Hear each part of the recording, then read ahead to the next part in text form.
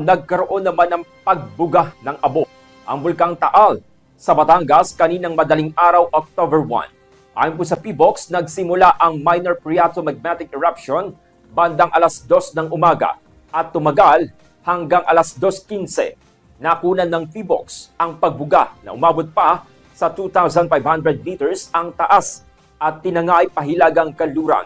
Samantala, nananatili naman sa Alert Level 1 ang bulkan. Ibig sabihin ay may posibilidad pa rin ng mga biglaang pagputok. Samantala, wala namang naitalang volcanic earthquake. Habang umabot naman ng halos 1,900 tonelada kada araw ang sulfur dioxide na ibinuga nitong September 30. Patuloy naman ang paalala ng PBOX sa publiko na iwasan muna ang pagpasok sa Taal Volcano Island. Good morning.